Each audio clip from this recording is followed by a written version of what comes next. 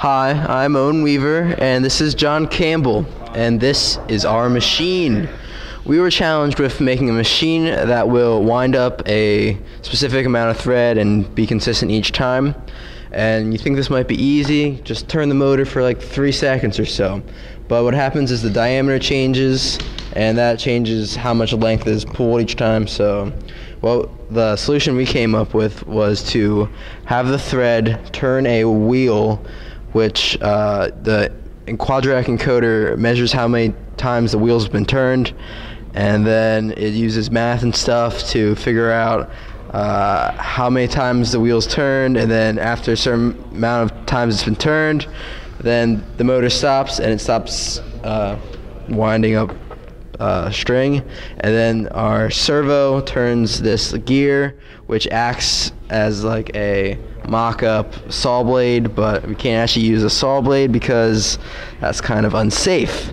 So yeah, over to John. So I was in charge of the code, so we started by making a variable for the number of times we did this. It started at 0, and then when it goes through all the code, it adds 1 to it, and it's going to do this until it gets over 20. Once it gets over 20, it won't do this anymore, and the machine will stop. So once the button is pressed, the motor will start. The LED will turn on to let everyone know around the machine that it is on. It'll turn until the encoder reads 1,000. Once it reads 1,000, the motor will stop. It'll wait. It'll turn that gear that is our quote-unquote saw blade, and then it'll come back. And then for safety precautions, once I press the button again, it'll start again, and then it'll do this 20 times. So we'll demo this right now. So I press the button. It waits 2 seconds, starts turning.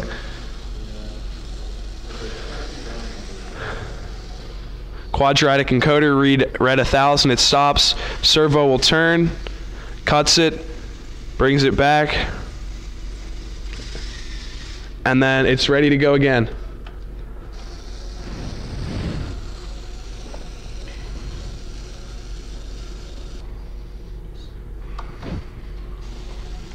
So this green line on the screen shows us where we are in our code. So right now it's waiting for the encoder to read 1,000 before it'll stop. Now it's waiting 5 seconds before it'll set the servo, and then it'll wait to bring it back. And now it's waiting for me to press the button again.